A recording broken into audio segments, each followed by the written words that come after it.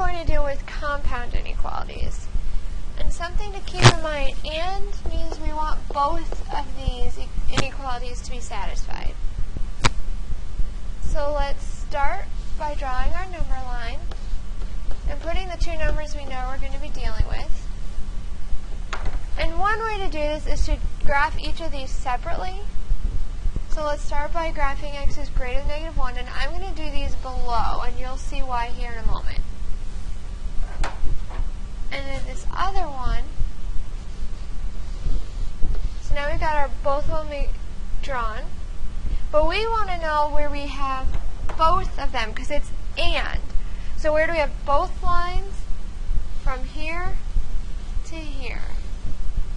So that would be our answer for our graph. And then in interval notation, we want from -1 up to 3.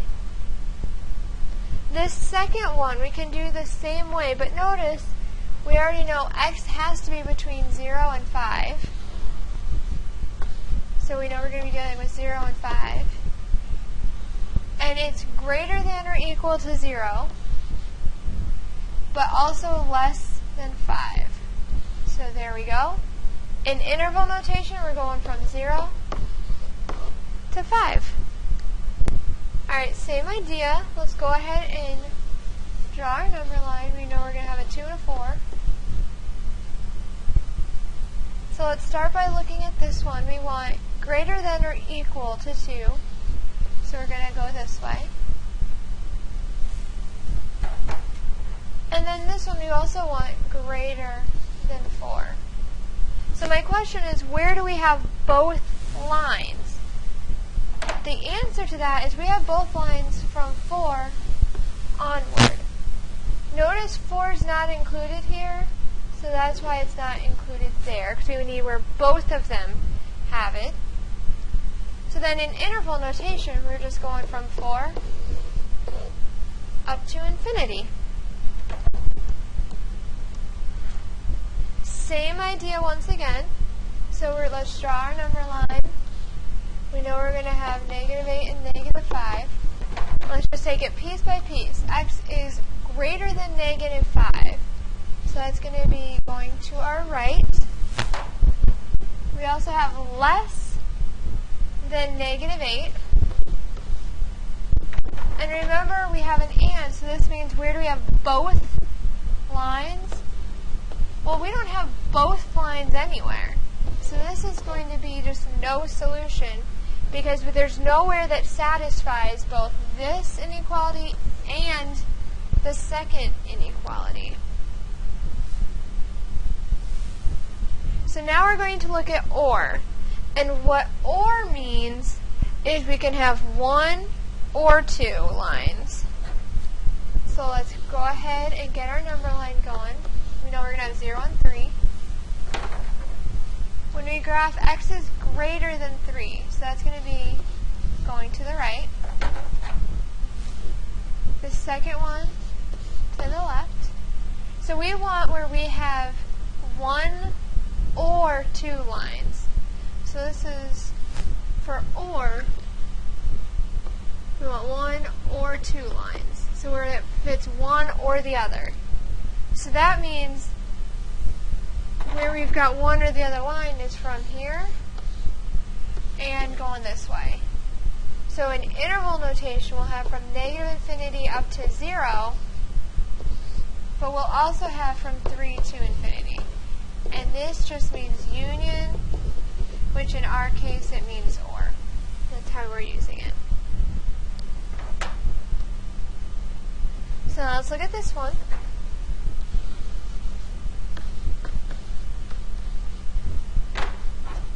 So we want x is greater than or equal to 2, going this way. X is greater than 4, it's going this way. So now, once again, where do we have 1 or 2 lines? Well, that would be all the way back from this 2 on up. So from 2 to infinity, because remember it's 1 or 2 lines, and there's 1 or 2 lines starting right here.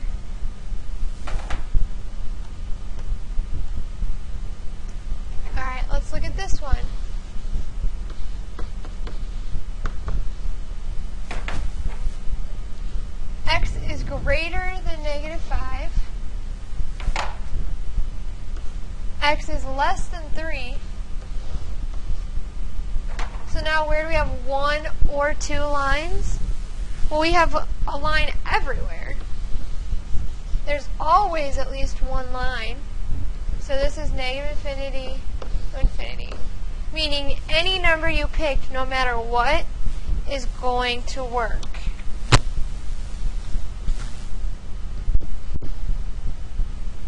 So now we're going to solve this compound inequality. And then we're going to graph it and use interval notation. So the first thing, notice this means this middle thing has to be greater than 4. But we also have to have this whole thing less than 8. And we need it to fill both of those. So it's going to be an and, because it needs to be greater than 4 and less than 8. So now we just solve each of these individually.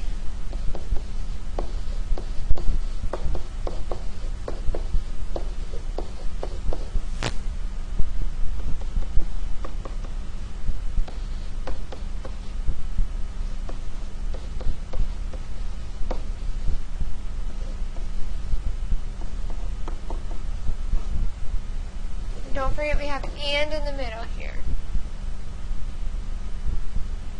So now we want to know what our answer is going to be. So let's go ahead and graph these. We've got 3, we've got 4 and a third. Graphing this first one, we want x is greater than 3.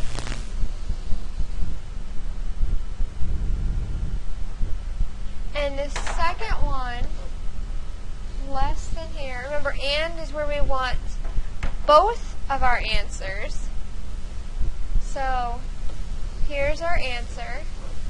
And in interval notation, this will be from 3 up to 4 and a third.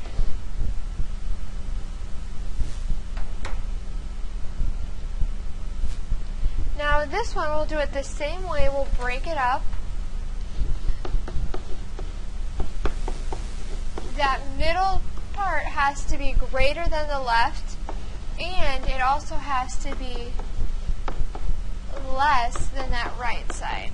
And now we'll just solve each of these individually.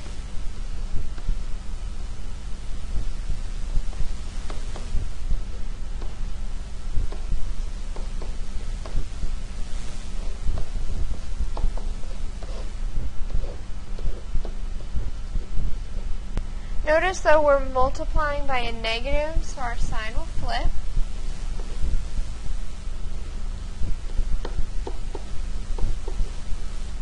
So I'll have negative 3/2 is greater than x.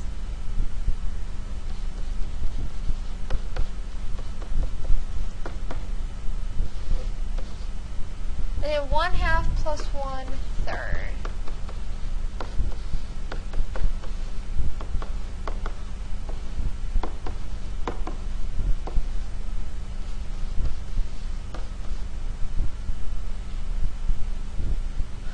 Multiply by 6/5.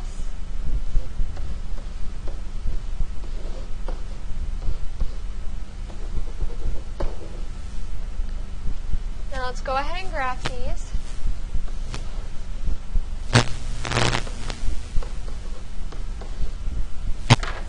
Graphing this first one, we want where x is less than this. Graphing the second one, we want greater than 0. Remember, it's an and, so where do we have both of the lines? Well, we don't have both of the lines anywhere, so it's going to just be no solution. Alright, now, same idea, but we've got an or statement. We'll just solve each of them individually.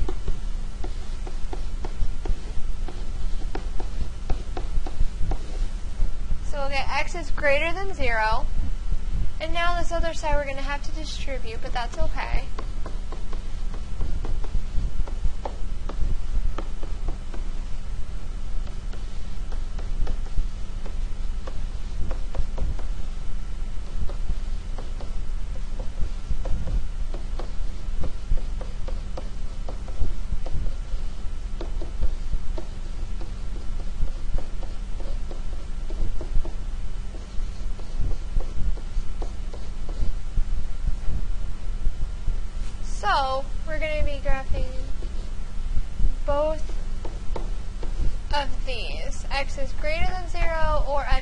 greater than or equal to 3/11. So let's go ahead and get our graph. First one, x is greater than 0, open to the right. Second one, greater than or equal to 3/11. Now remember we want or, which means where there's at least one line. So our end answer is from here on. And then in interval notation, it'll just be from 0 to infinity. Now we're just going to go from intervals to inequalities. So this is just kind of going backwards from what we've done. So if we have from -5 to infinity, that means if we were to graph this, we'd be going from -5 to the positive direction. This means we want the numbers that are greater than -5. Now this one, if we were to graph it, it would be from here to here, and the numbers in between. Which means that our x has to be greater or equal to 6, but also less than 7. So x has to be between 6 and 7. And now our last one, we graph this. This means that we're going from -infinity to 4, meaning we want everything below, and then also from 10 up. So that means we want x to be less than or equal to 4, or x has to be greater than 10. And remember, this should be your key that we're going to have an or in our answer. And this concludes section 4.1.